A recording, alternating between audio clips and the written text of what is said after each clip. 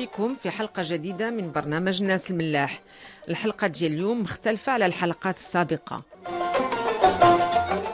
فالضيف ديالنا هو من أصول مغربية، خلق بفرنسا وكيعيش اليوم في الولايات المتحدة الأمريكية، لذلك فالحوار غادي يكون باللغة الفرنسية.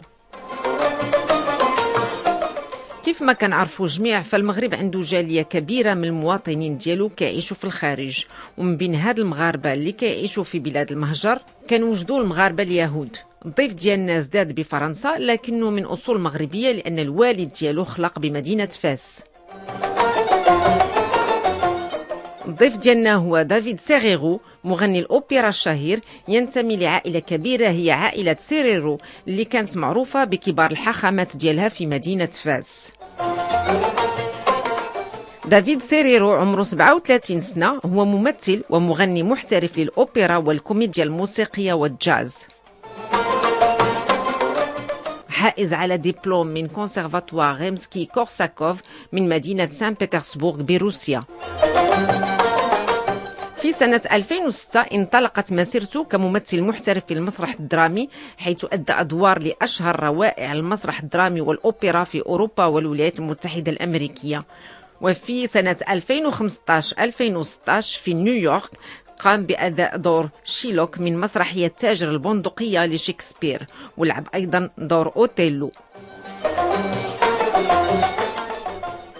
في نيويورك إذن وفوق خشبة مسارح برودواي أثار دافيد سيريرو انتباه المتتبعين والنقاد المتخصصين في فن الأوبرا، لأنه أعطى نكهة مغربية في أدائه لدوره في مسرحية تاجر البندقية لشكسبير، حيث أدى مقاطع من الغناء اليهودي المغربي، كما أنه حرص على إعطاء لمسة شرقية للديكور واللباس.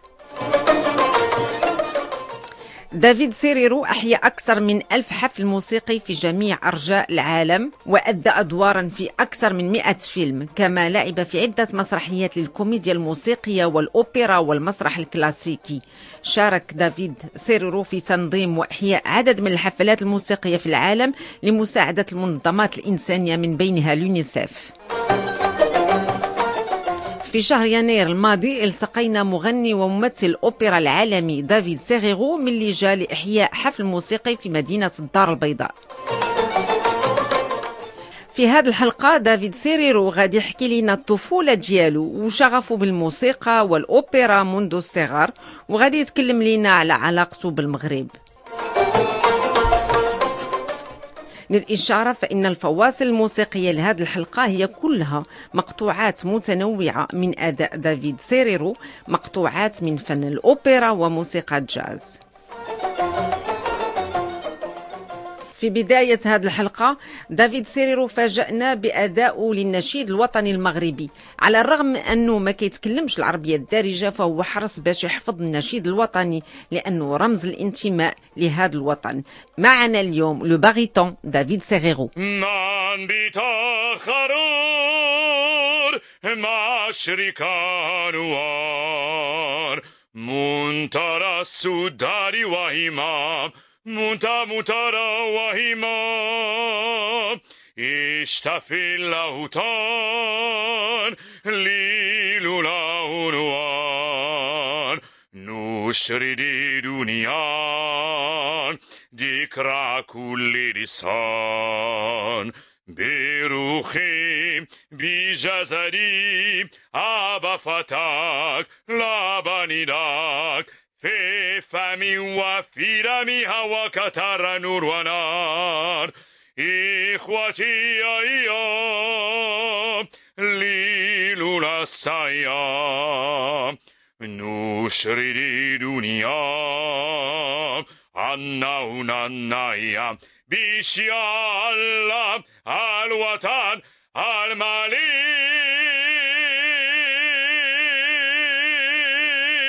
J'aimerais bien que tu me racontes l'histoire, comment tu as appris l'hymne national du Maroc, alors que je sais que tu n'as pas appris d'arabe, tu n'avais pas l'occasion pour apprendre la langue arabe. À mon grand regret, et d'ailleurs je tiens à te dire que je vais apprendre le darija. Je dois, on m'a dit, hein. Sinon je viens plus de 2-3 fois par an au Maroc. J'ai un amour pour ce pays, j'ai un amour pour le Maroc bien entendu, et puis l'hymne national. D'abord moi en tant que chanteur d'opéra, j'adore chanter les hymnes d'un pays parce qu'on rend hommage au peuple du pays. C'est en général l'hymne d'un pays, il s'adresse au peuple. Tu vois. Donc, chanter l'hymne marocain, c'est s'adresser aux Marocains. Et j'ai eu cette chance, en fait, la première fois que je l'ai chanté à New York, donc j'avais chanté, puis j'avais terminé avec l'hymne marocain.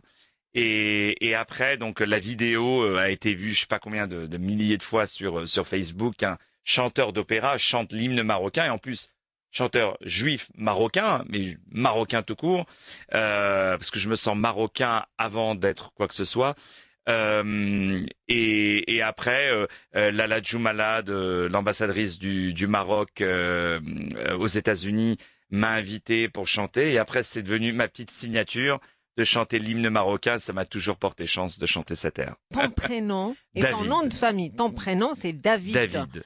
Et j'ai un deuxième prénom. Voilà, je cherche à le savoir. Alors, le Zor. prénom biblique. Non, c'est Chaim. Et mon nom de famille, c'est Serrero. Et en fait, ça vient en fait de mon arrière-grand-père qui était premier grand rabbin du Maroc, président du tribunal rabbinique à Fès. Voilà, à Fès. Ouais. Et d'ailleurs même à Essaouira.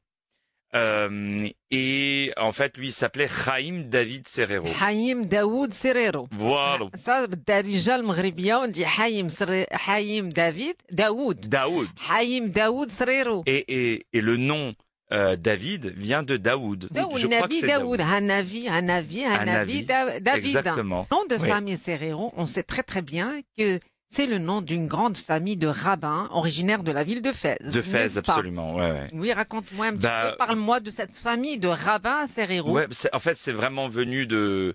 C'était mon arrière-grand-père, Chaim David Serrero, qui était vraiment lui la personne connue à Fès, qui avait sa synagogue où tout le monde. Paraît-il, j'ai hérité de sa voix. Donc, j'ai pas d'enregistrement pour écouter, mais j'ai hérité de sa voix. Et paraît-il, il y avait les fenêtres pendant les jours de fête juive et où les gens grimpaient pour écouter. Paraît-il, il avait une voix de baryton qui était très puissante. Donc voilà. Et des gens qui l'ont entendu m'ont dit que j'avais le même grain de voix qu'il l'avait. Donc ça m'a fait plaisir. Oui, donc tes parents, ils sont originaires de la ville de Fès? Alors mon père est de Fès. Ma mère, en fait, elle est perse. Elle est née en Iran. Quel mélange. Ouais. C'est une juive iranienne. Juive iranienne. Ta maman, elle est juive iranienne. Ouais, juive iranienne. Mais elle est pas du tout. Ce qui caractérise les Marocains, c'est qu'ils oublient jamais d'où ils viennent. Ils aiment rentrer chez eux et ils aiment porter leur histoire et les souvenirs. Vous voyez, tous les autres, et vraiment, je parle vraiment de tous les autres, ils n'ont pas cette mélancolie qu'ils avaient avant quand on était petit. On a les machins, au Maroc, on avait dans notre quartier, tu te souviens, il y avait cette dame qui donnait le pain, ils ont pas ces souvenirs que nous on a avec le Maroc. Et comment tu expliques en fait cette attitude-là, ce comportement, justement parce que j'ai reçu plein d'invités en fait marocains de confession juive qui m'ont affirmé cela. Les Marocains, ils sont les seuls dans le monde, parmi d'autres juifs aux États-Unis, en Europe, qui n'oublient jamais leurs origines. Parce que le Maroc. Toi, tu as une explication? Absolument, c'est parce que le Maroc ne les a pas oubliés. C'est parce que les Marocains ne les a pas oubliés. Les Marocains musulmans, tu veux dire? Oui, les Marocains musulmans, mais pour moi, le Maroc, c'est tout le monde. Et je pense que il y a un attachement aussi des Marocains envers leurs juifs aussi. Et le Maroc, c'est un des seuls pays qui n'a jamais effacé l'histoire des juifs ici. Et il y avait un moment, un phénomène de mode où les juifs sont partis du Maroc pour aller certains au Canada, en France, aux États-Unis, etc. Mais à la fin, ils reviennent et je vois vraiment de plus en plus de juifs revenir au Maroc. Et moi, maintenant, le Maroc, pour moi, c'est le pays pour lequel j'ai le plus envie de faire, vous voyez, parce qu'il y a rien de plus beau que de reprendre quelque chose qu'on a un peu, entre guillemets, laissé. Et c'est ça qui est beau au Maroc, c'est tous ces souvenirs et cette affection qui est forte. Mais c'est vrai que il y a aussi ce désir de la part des Marocains musulmans qui sont ici de se retrouver avec aussi leurs frères juifs. Tout à fait, parce que nous avons une mémoire commune. Les Marocains musulmans le sentent vraiment. Et déjà parce qu'aujourd'hui, il y a un certain... Si tu as remarqué, les 20 dernières années, on peut dire il y a un certain éveil. Ouais. Et les Marocains, les jeunes générations commencent à poser des questions. Ouais.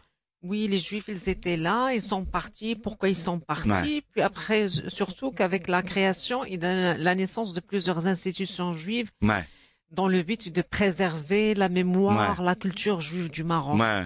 Et donc, il y a plein de projets qui ont été réalisés au Maroc, la préservation et la restauration des cimetières juifs, la restauration des synagogues, l'ouverture d'un musée. Ouais.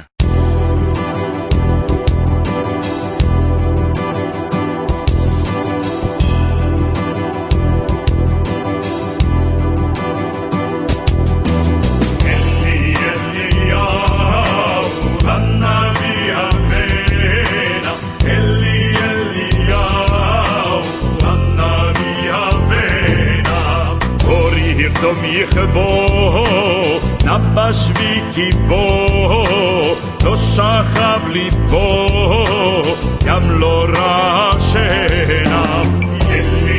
אליהו, הנביא הבנה, אליהו, en nuestras casas venga. השקט צור מראש, שרי נביל תוש, יומיינה לקדוש, ישראל תשנה. אליהו, הנביא הבנה, אליהו, en nuestras casas venga. קמח לי בריון, כחשים צנות, יפור בריון, בשר ותירנה.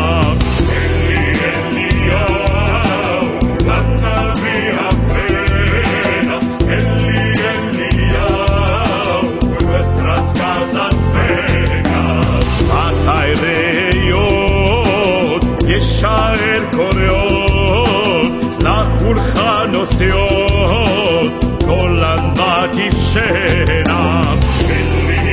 אליהו, הנביא הבנה, אליהו, en nuestras casas venga. מלאך הגואל, לפני השואל, הנאה אברהם הקרנה. אליהו, הנביא הבנה, אליהו, en nuestras casas venga. אליהו, הנביא הבנה, אליהו, en nuestras casas venga.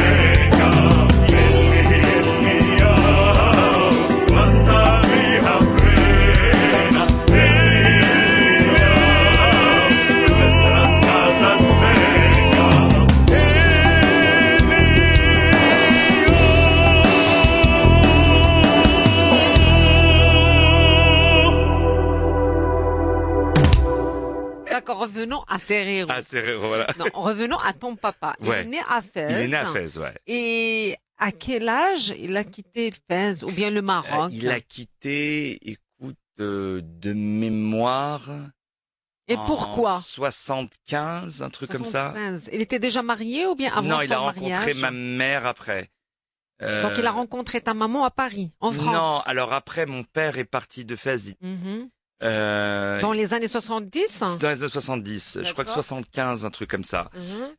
Et là-bas, il a rencontré ma mère, et puis en 80, dans les années 80. Et puis, il faut dire aussi quelque chose, c'est que les Juifs marocains, et ça, on oublie de le dire, et moi, je suis le premier à le dire, les Juifs marocains, quand ils ont quitté le Maroc et qu'ils sont arrivés en Israël, ils n'ont pas été bien reçus. On n'en voulait pas. On les traitait extrêmement mal. On les prenait pour... ah, mais vous êtes non, vous êtes des petits berbères. On leur disait, vous n'êtes pas des intellectuels, vous êtes des manuels. Vous n'êtes pas civilisés. Il y avait cette expression qui était terrible, parce qu'il y avait eu un type qui était juif marocain, une histoire, je sais même pas si c'est vrai, qui avait un jour il s'était énervé, il avait sorti un couteau Et cette expression est restée maroquine, sakine. Sakine, ça veut dire couteau. Et les Marocains avec des couteaux. Et ils étaient mais hyper mal reçus. Ils ont été victimes de discrimination, de racisme, de tout ce qu'on peut. Ils ont été très très mal reçus et on leur a pas donné la chance de grandir.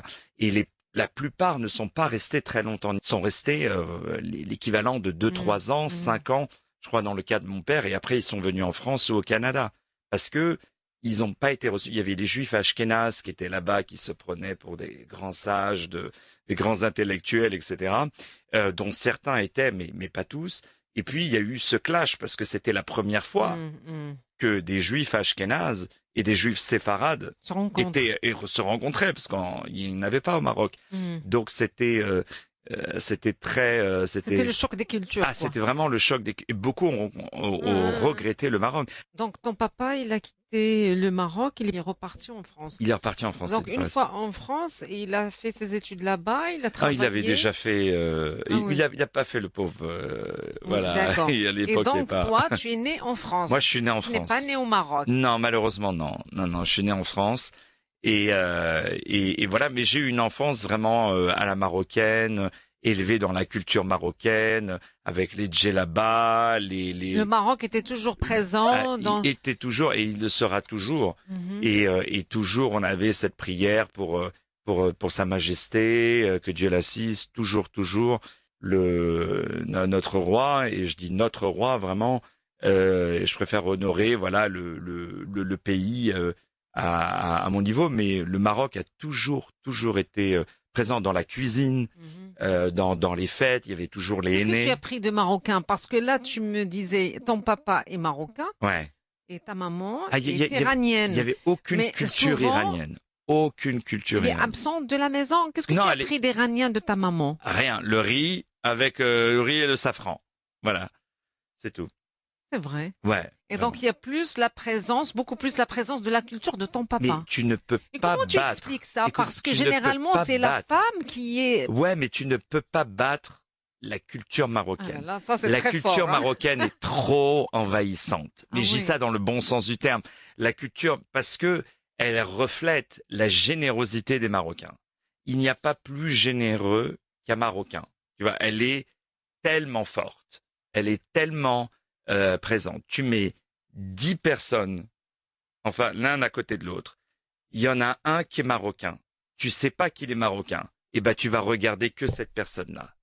Tu sais pas pourquoi. C'est comme ça. Oh là là, c'est très fort. Non mais c'est vrai. Ils ont et quand tu vois, et je pense que c'est très marocain. Je l'avais dit ça à la télé plusieurs fois. C'est que les Marocains, on a cette qualité, c'est qu'on n'a pas peur. Mais on n'a pas peur dans le sens pas irrespectueux du terme, c'est que on n'a pas peur d'essayer, on n'a pas peur de faire.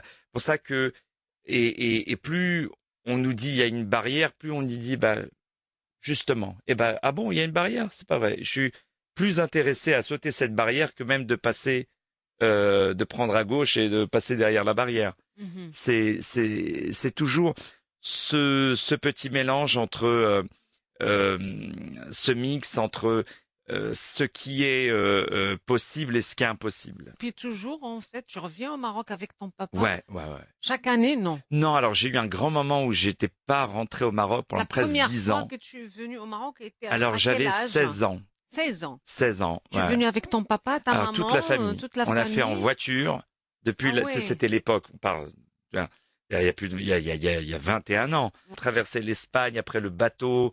On arrivait à Tanger.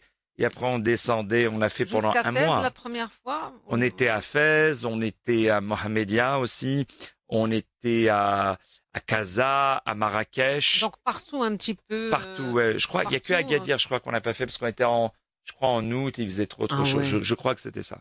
Et donc comment était ce premier voyage? Est-ce qu'il t'a marqué? Qu'est-ce que tu as, je sais pas, qu'est-ce qu'il t'a... Moi, d'abord, je suis tombé amoureux de tous les Marocains en général, d'ailleurs, par leur hospitalité, il y a un truc que je dis toujours, c'est que quand tu vas aux États-Unis, par exemple, que tu vas dans un restaurant, il y a des serveurs qui viennent te servir. Ils viennent te servir. Au Maroc, ils viennent pas te servir, ils t'honorent en te faisant plaisir et en honorant la personne qu'ils servent, ils s'honorent eux-mêmes. Oui. Et ça, je me souviens, c'était le premier truc. On rentrait dans un restaurant et le patron venait nous voir, nous serrer la main comme si on était, enfin, on se sentait, mais comme les rois du monde, quoi. C'est ça qui était beau et cette simplicité, rien n'est un problème. Moi, c'est vraiment ce qui marque. Ce qui marque, ouais. D'accord. Je pense le fait d'avoir eu la chance d'avoir un roi extraordinaire comme Hassan II, qui a tellement fait. Et puis quand il parlait, quand il faisait les interviews, cette descendance est extraordinaire. Mais toutes les phrases qu'il disait, on peut les utiliser encore aujourd'hui. C'était un visionnaire. Il a amené le Maroc, après c'est moi qui vois de mon propre avis, il a amené le Maroc sur une plateforme internationale et le roi Mohamed VI, que Dieu l'assiste, il a vu, ok, le Maroc maintenant est très bien internationalement, maintenant je vais faire pour les Marocains. Le futur a beaucoup été fait, maintenant je vais m'occuper du présent et du passé. Donc tous ceux qui ont malheureusement quitté le Maroc, je vais tout faire pour les faire revenir et je vais honorer leur histoire. Et il a tellement bien fait l'économie.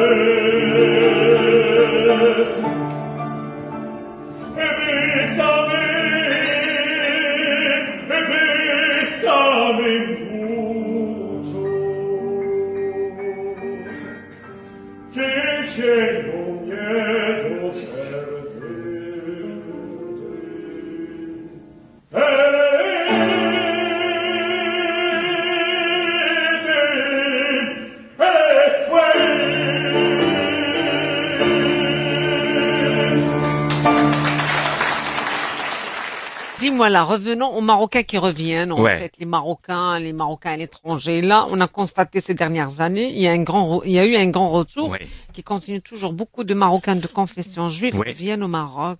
Et tu sais, je vais te dire quelque chose. Le Maroc, moi qui vis à New York, le Maroc a fait un gros travail de promotion vers les Américains et vers les Juifs marocains aux États-Unis.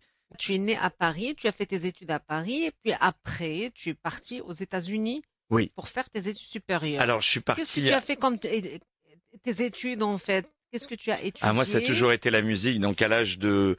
Justement, tu as commencé à quel âge? Alors, moi, j'ai commencé le piano... Est-ce que ton papa était musicien, ta maman? Pas du tout. Pas du tout. Mon père est dans la restauration. Raconte-moi cette vie. Ouais, moi, j'ai démarré, depuis en fait... l'enfance jusqu'aux États-Unis. Ouais. Moi, j'ai toujours été enfant. Quand j'étais enfant, j'ai toujours eu cette envie de divertir les gens. Et ça, je pense, c'est aussi très marocain. Quand je vois, par exemple, Gad Elmaleh, quand il était, on le voit dans les vidéos, quand il était enfant, il avait envie de faire rire les gens, même avec un stylo, même avec... Et ben moi, c'était toujours ça. À l'école, j'avais le vendredi, j'avais toujours 1 heure à la fin où la prof, elle me mettait sur la petite estrade et je préparais à chaque fois des sketchs. Donc il y avait des trucs que j'avais entendus à la télé, où je rajoutais mon truc, que je testais dans la cour pendant toute la semaine. Mais la prof, elle me disait, ben voilà, tu parles pas cette semaine, mais je te donne 1 heure où tu peux te libérer et dire tout, parce que je faisais un peu le fou. Tu vois. Donc il y a eu ça, donc il y a eu ce désir de divertir les gens. Et puis il y a eu le piano. D'abord, qui a démarré, je crois, à l'âge de 12-13 ans. Et le chant à partir de 16 ans.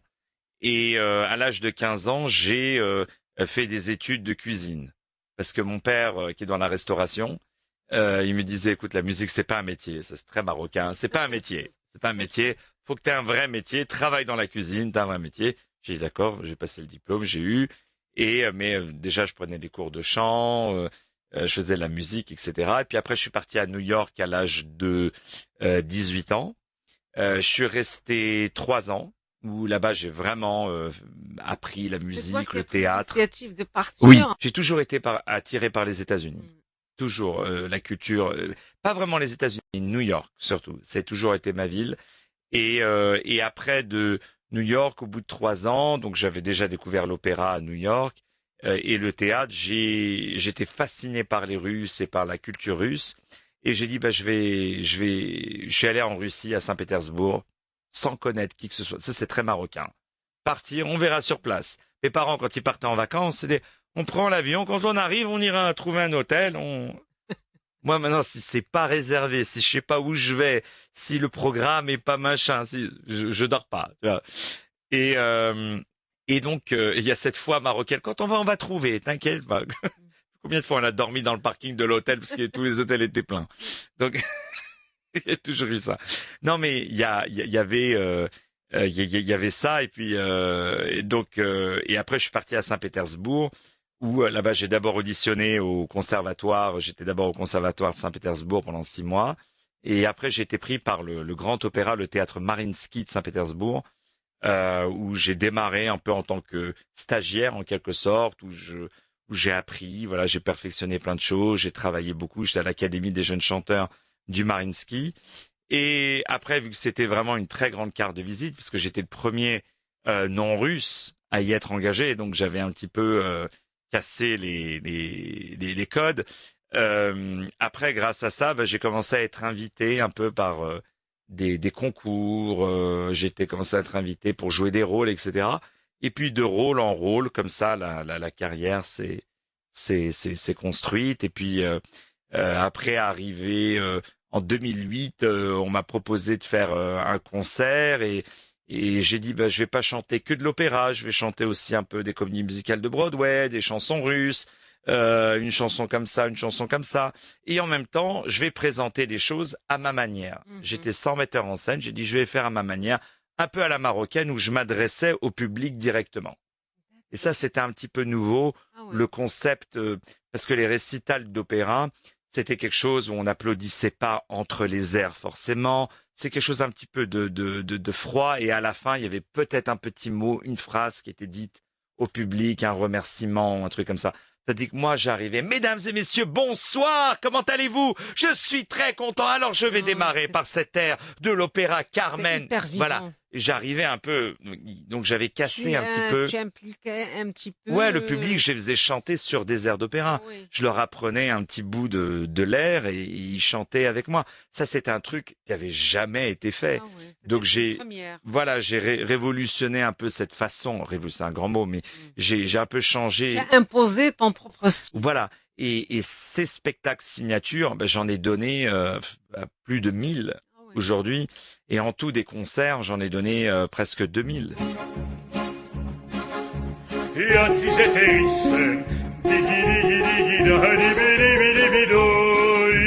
tous les jours je dis, si j'étais riche, moi, adieu la charrette. Et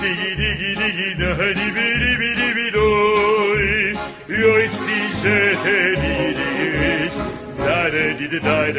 moi, je bâtirais un vrai palais montant jusqu'au ciel sur la place du marché, des murs plantés bien droits sous un toit doré, un escalier de marbre, un autre tout en bois, l'un pour entrer et l'autre pour sortir, et un troisième encore pour la joie. Il plaint ma cour des oies, des poules et des coqs, toute la ville m'envirait. À sa piaillerait, sa quéquetterait, et chaque couc, un geek, un cocorico sonnerait comme le bruit d'un clairon. À mes amis admirer ma maison. Et si j'étais riche,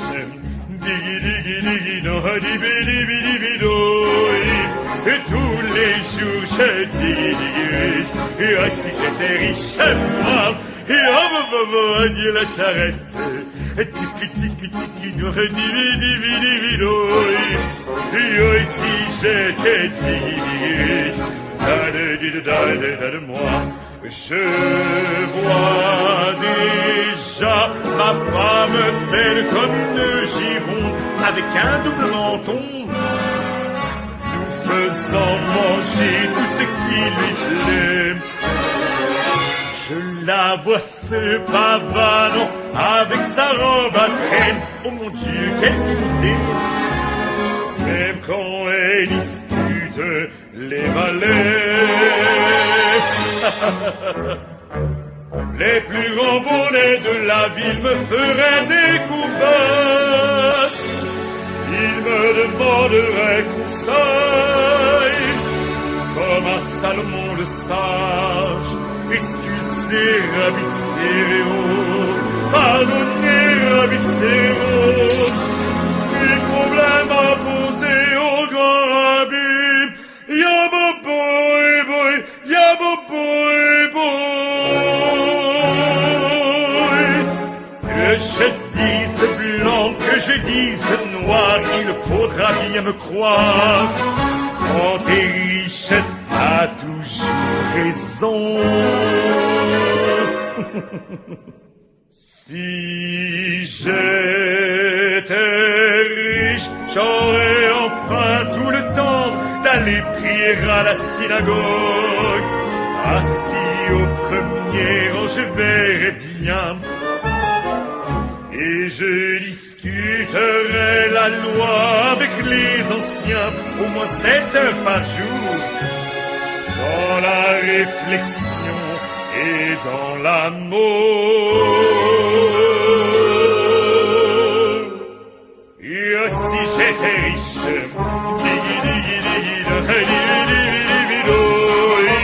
et tous les jours je dis, et si j'étais riche, moi, et adieu la charrette,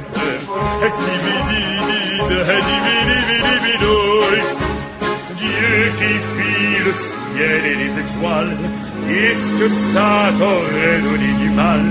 de changer ton plan phénoménal et me faire riche.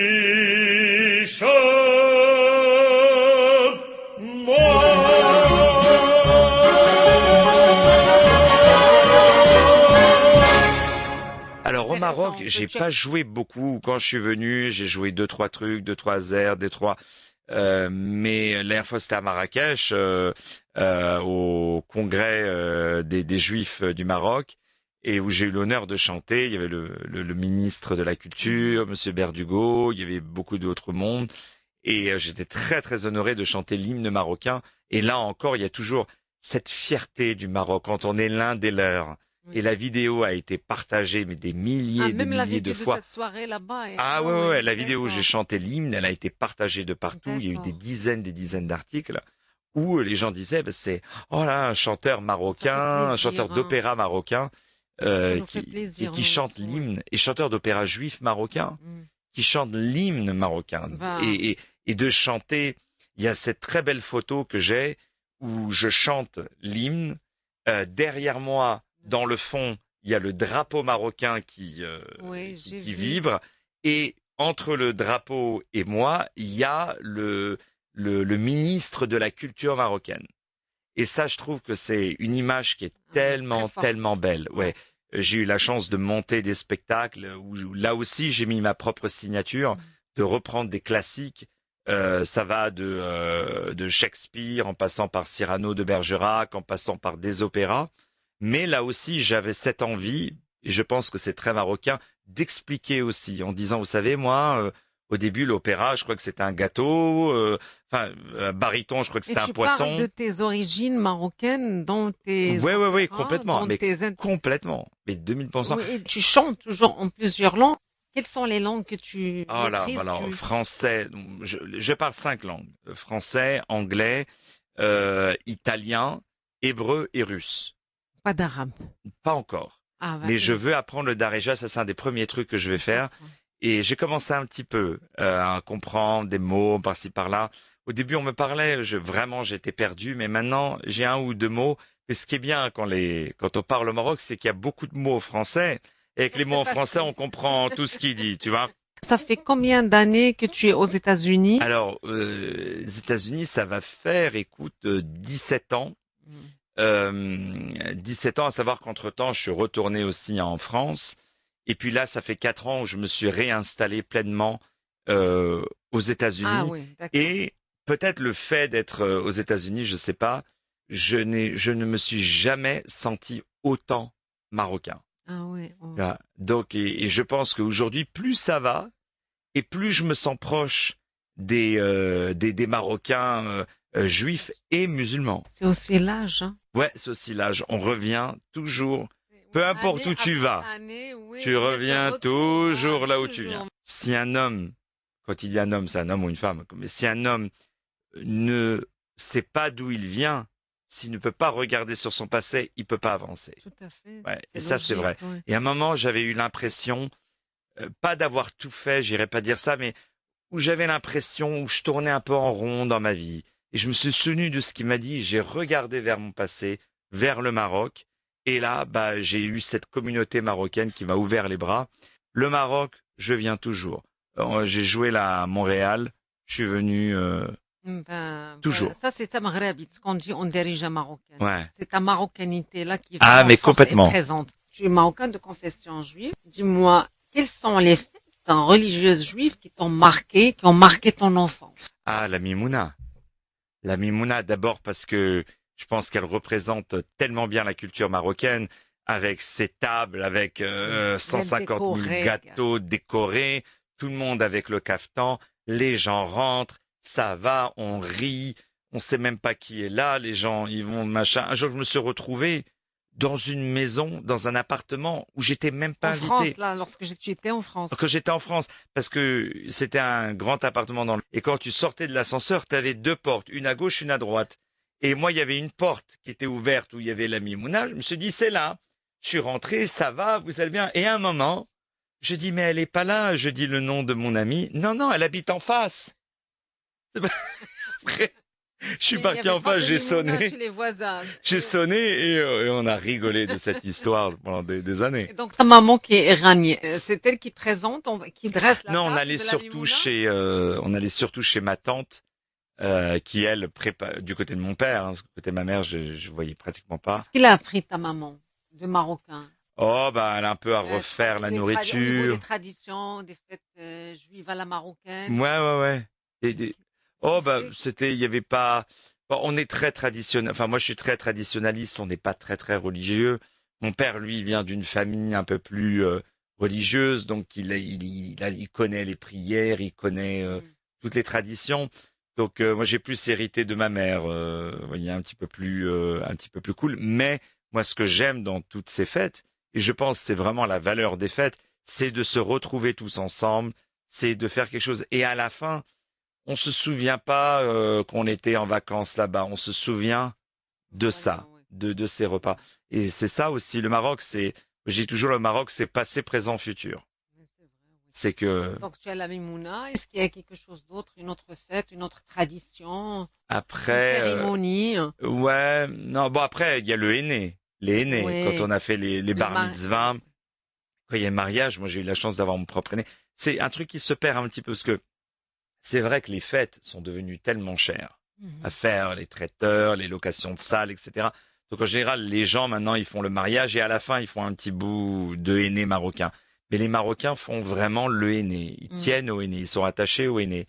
C'est une tradition commune entre juifs et musulmans du Maroc. Pour nous, le vrai mariage, c'est le henna. Le henna. C'est le henna, c'est la soirée de henna. Donc, après les traditions, je sais pas, je vais te poser une question concernant la hiloula. Donc, les sérirou. Je crois que c'est Baba Salé.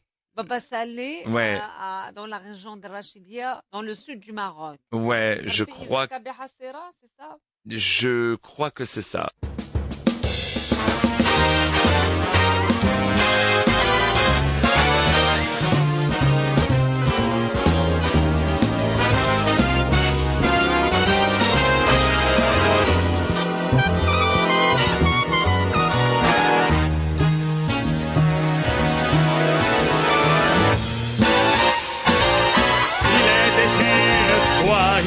De roi, au cœur plein de tristesse, enfermée nuit et jour au sommet d'une tour, elle pleurait toujours. Un jour prenant son vol, elle sortit au signal, va dire à la princesse: je t'apporte l'espoir, et c'est pour le revoir qu'elle chantait le soir. Rossignol de mes amours, dès que minuit sonnera, quand la lune brillera, viens chanter sous ma fenêtre.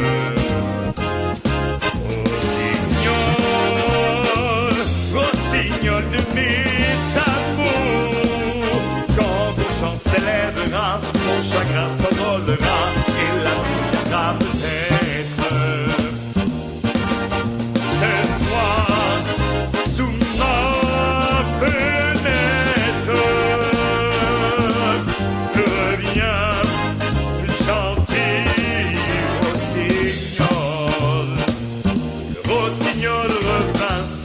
Sur la main de la belle princesse, elle le caressa, puis elle l'embrassa, et il se transforma en un prince charmant qui devint le galant de sa jolie maîtresse. Et c'est pourquoi depuis les filles du pays chantent toutes les nuits.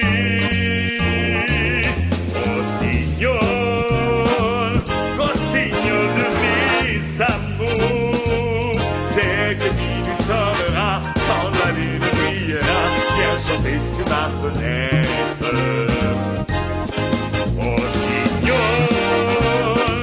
Rossignol de mes amours, quand ton chant s'élèvera, mon chagrin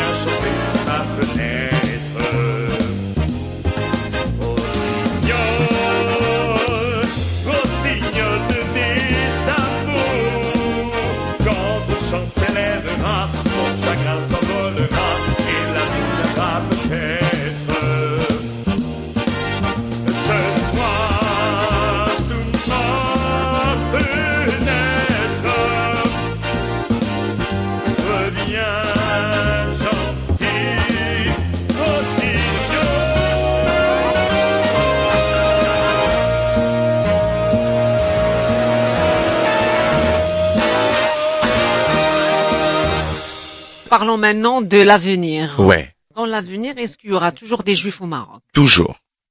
On est trop attachés, tu vois. Et de toute façon, les Juifs marocains restent des enfants du Maroc, tu vois. Et il se passe moi, je vais beaucoup dans un endroit à New York qui s'appelle Arabesque. C'est un restaurant marocain. Je suis très souvent là-bas et c'est la meilleure cuisine marocaine. C'est un endroit où j'aime me ressourcer parce qu'en même temps, moi, j'aime aussi maintenant faire des spectacles dans lesquels j'apporte le Maroc. Par exemple, j'ai fait un spectacle qui a eu des retombées mondiales. J'ai joué le rôle titre de Othello de Shakespeare que j'ai adapté dans un style marocain. Pour moi, c'est pas non plus une histoire qui est tirée complètement par les cheveux. On est au XVIIe siècle. Et Shakespeare était fasciné par cet homme. Et cet homme qui s'appelle, je crois que c'est Al-Assoud, j'ai oublié son nom, mais si vous allez sur Internet, tapez Othello, vous verrez les origines de l'histoire. Et ce monsieur était rentré lorsqu'il est revenu au Maroc. On lui a dit que sa femme l'avait trompé et il l'avait étranglé dans son lit. De jalousie. C'est un crime passionnel. De jalousie. Et après, il s'était rendu compte que finalement, c'était que des ragots, que c'était pas vrai. Et il y a une pièce en italien, qui est basée là-dessus, qui s'appelle Un Capitano Moro. Et Shakespeare s'est basé donc de ce personnage et de cette histoire. Il a rajouté sa touche et il a fait Othello. Donc moi, j'ai ramené à l'histoire à cette personne-là. Et en même temps, j'ai ajouté des chansons marocaines. Sider Bibi, Bin El Barah Welion. Et également, j'ai chanté, donc l'histoire d'Othello a été adaptée en opéra par Verdi qui s'appelle Othello. Et donc dedans, il y a l'air d'Othello, Diomi Pote Viscaliar, que j'ai chanté mais que j'ai arrangé avec un style marocain, en ajoutant de la darbouka, etc. Les instruments de musique. Voilà. Et donc, c'était un peu la première fois, quelque part, que le Maroc était vraiment dans une pièce théâtrale à New York. Et ce n'est pas n'importe quelle pièce, hein. Ah oui, c'est la grande. Et en même temps, il y a cette histoire entre le Maroc et Othello, parce que Orson Welles, il a tourné le film Othello à Essaouira, exactement. Tout à fait, Donc ça, il y a cette histoire qui est très connue, qui est très très très très belle entre Othello, et donc c'était très beau d'avoir tous on appelle ça les théâtreux, c'est-à-dire des gens vraiment du théâtre qui allaient à New York pour écouter Shakespeare mélangé avec cette culture orientale. Et donc, en français, on l'avait appelé l'Othello oriental, c'était le nom de la pièce. Aux États-Unis, oriental, c'est surtout on dit des gens qui sont orientaux, ce sont en fait les Asiatiques. Et pour ça, moi, au début, je disais, I'm oriental. Genre, no, you're not. Donc, c'était une expérience. Et c'était vraiment, et il y a eu vraiment tous les Marocains, tous les médias marocains, dont je remercie vraiment, ont parlé de ça, quoi. Et ça, j'ai trouvé ça tellement encourageant. Donc, quand tu me dis que, tu vois comment tu expliques que les Marocains ils sont aussi encouragés par les Marocains. Vous voyez, tendre la main. Moi, je me demande si j'avais pas vu, par exemple, que les Marocains avaient cet engouement pour que je vienne. Dans ce cas-là, je viens que quand j'ai une occasion très grosse, etc. Mais le fait d'être si bien reçu, etc., on a envie de faire.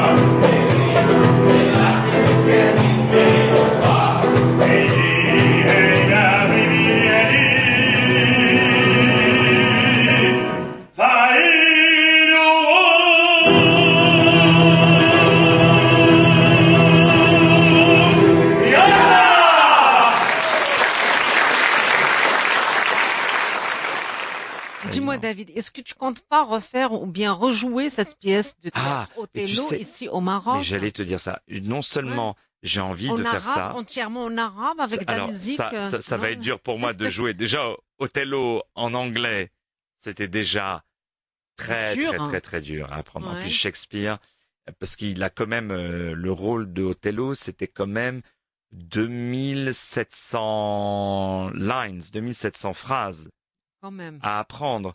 À savoir que l'anglais, c'est ma deuxième langue.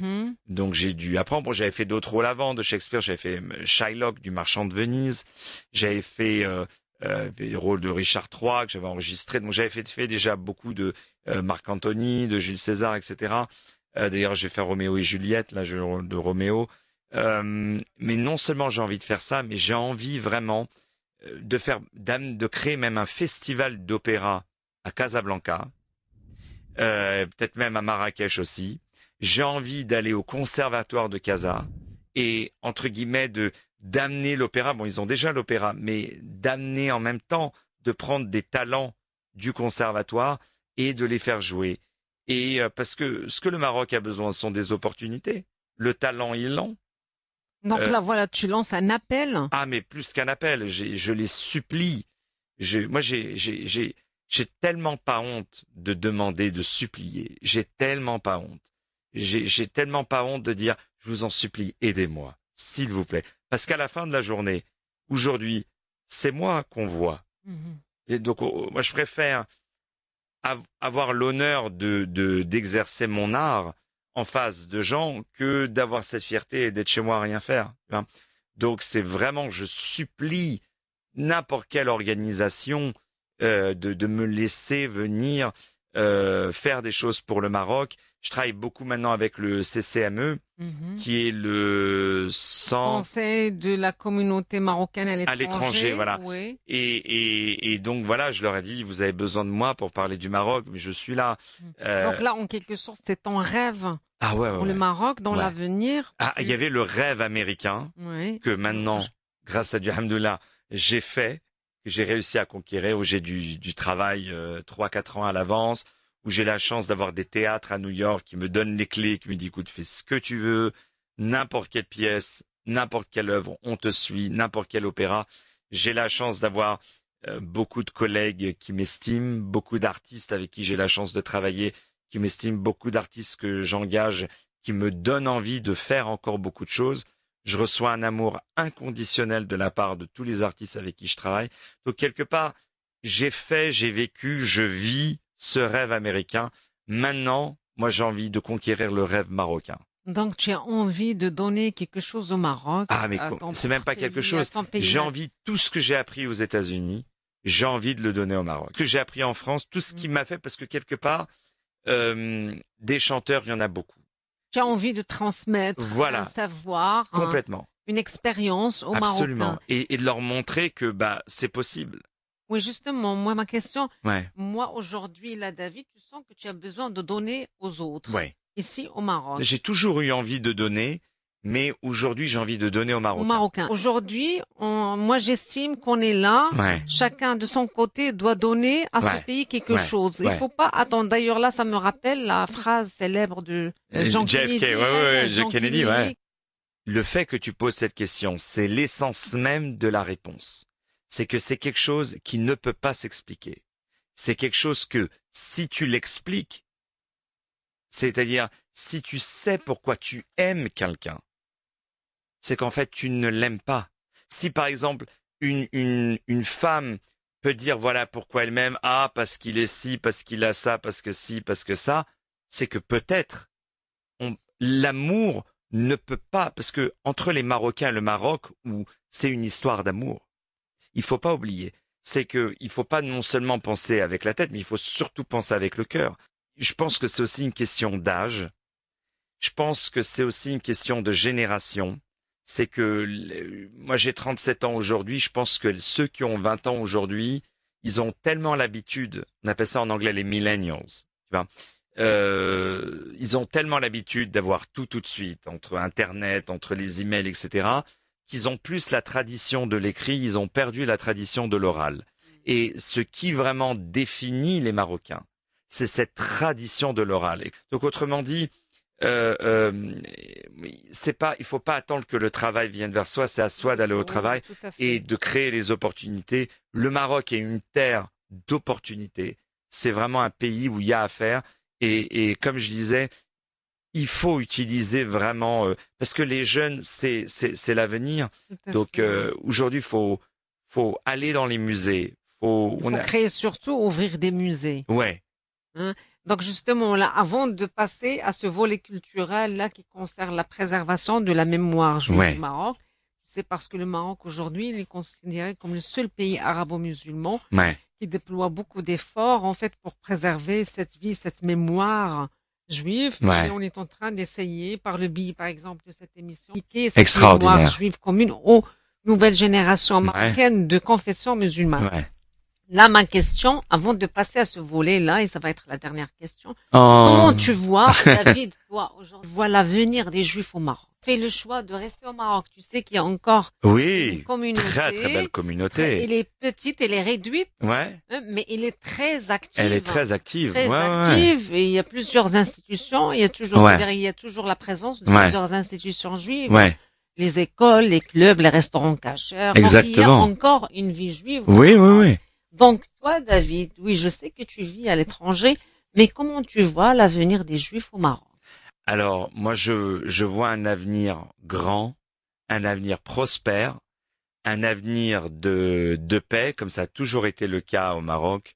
Quoi qu'on en dise, hein, c'est le seul pays vraiment où il y a une paix extraordinaire entre les gens. Pourquoi? Parce que tout le monde est à l'image de notre roi, voyez, et qui est un homme de paix, qui est un homme de tolérance, qui est un homme qui aime son peuple.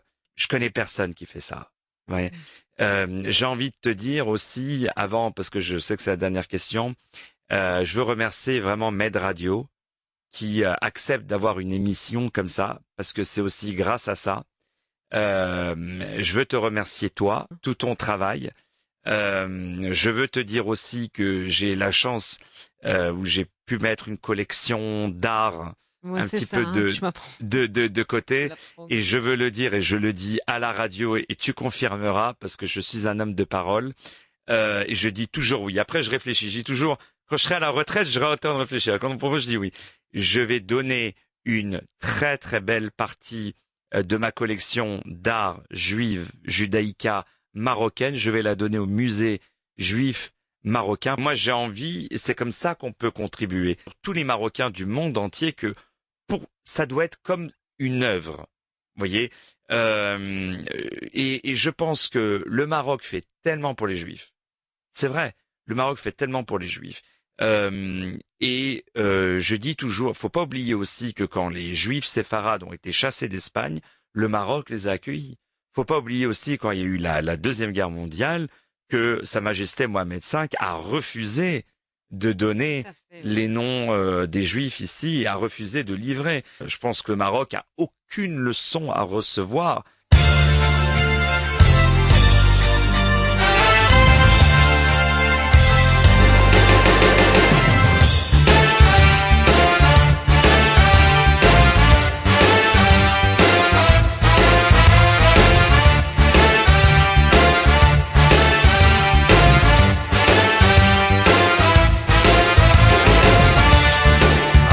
Alone with you, 'cause I felt what I love to do.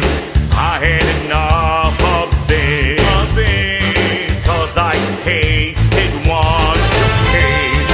I had a chance to say that without you I won't feel the same.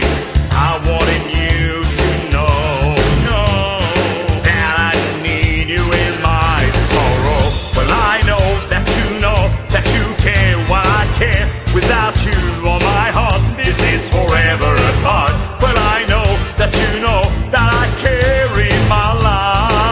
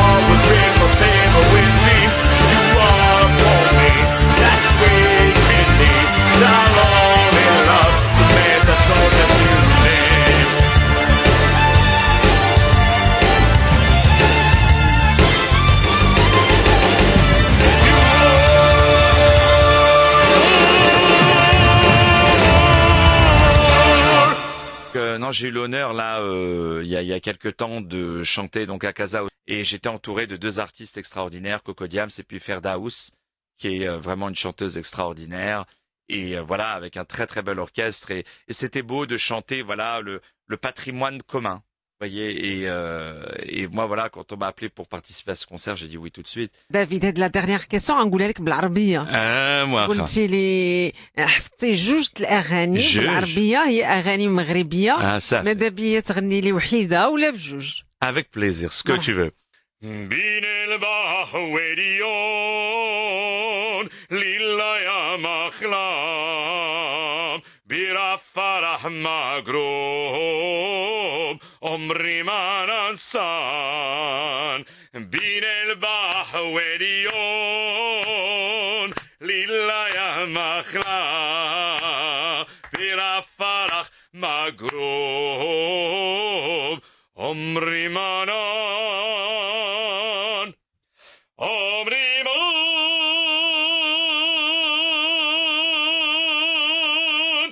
نازان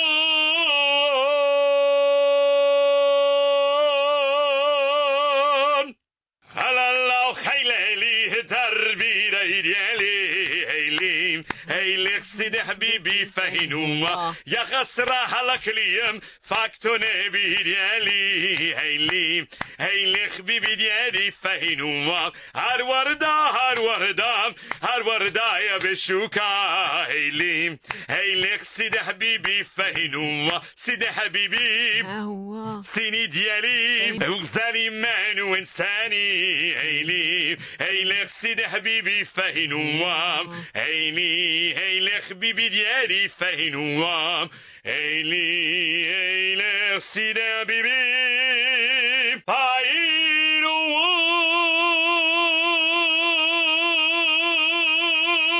يلا Bravo David. Dis-moi, ces 2 chansons, je pense qu'elles t'ont donné l'occasion pour découvrir un petit peu la musique marocaine. Ah mais je connais, j'ai entendu. Est-ce que tu connais un petit peu la musique, les chansons, les chanteurs? Oui, Salim Halali. Des noms, comme ça. Salim Halali, qui Salim est pour moi oui. un des plus grands. Et j'ai mon ami que j'embrasse, Maxime Carucci, qui est mon grand ami. Il y a plein vraiment de chanteurs comme ça andalous. La musique andalouse, c'est ça? Ouais, Haïm Louk aussi. Haïm Louk, là, c'est des chanteurs juifs marocains. Voilà, et puis il y a la nouvelle génération aussi que j'aime beaucoup. Il y a Selma Rachid, qui j'étais à Montréal avec elle. Il y a aussi les jeunes, Gafouli, qui est superbe. Il y a plein de cette nouvelle génération. Les jeunes de la chanson marocaine. La chanson marocaine, la musique pop marocaine. La musique pop marocaine a aussi sa propre couleur, sa propre identité. Et ça, c'est superbe. Ouais. D'accord, ben cette parfait. jeunesse. Merci beaucoup, David. Tabakallah alik.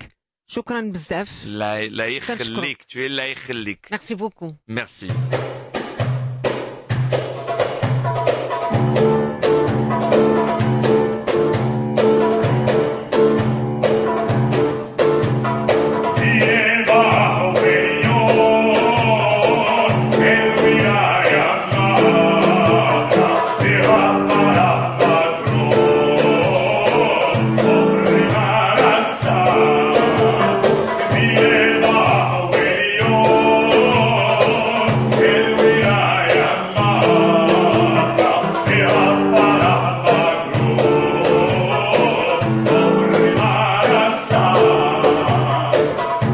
Di